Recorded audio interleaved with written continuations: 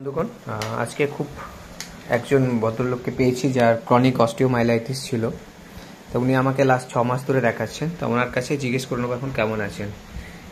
আপনার কি সমস্যা হয়েছিল বলুন তো? আমার সমস্যা হয়েছিল দেড় বছর আগে পাটা ভেঙেছিল হাঁটুর নিচে। কোনখানটা একটু দেখান? হাড়ি মানে গুঁড়ো হয়ে গেছিল। হ্যাঁ, একটু তুলে দেখান প্যান্টটা। জায়গাটা এইখানটা ভেঙে গেছিল। তারপর বেদাঙ্গ স্যারের কাছে গেছিলাম। বেদাঙ্গ স্যার আমার অপারেশনটা করেছে এবং খাঁচা বেঁধেছিল। হ্যাঁ হ্যাঁ, পায়ে 18টা ফুটো ছিল। 18টা ফুটো। তারপর বেদাঙ্গ স্যার আস্তে আস্তে ট্যাবলেট খাওয়ার পর সমস্ত সব ছেড়ে যায়।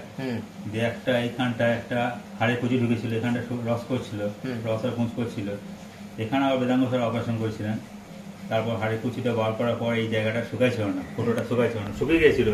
2.5 মাস পর আবার হঠাৎ রক্ত বেরোয়, অত রক্ত বেরিয়ে যায়। বেদাঙ্গ স্যারে গিয়েছিলাম, ওষুধ দিল, দিয়ে তারপর আপনার ঠিকানা দিল, আপনার কাছে এসেছি। আজ 6 মাস হচ্ছে আমি ওষুধ খাচ্ছি, আমার সেরে গিয়েছে। আর আপনার কিছু বেরোচ্ছে না তো?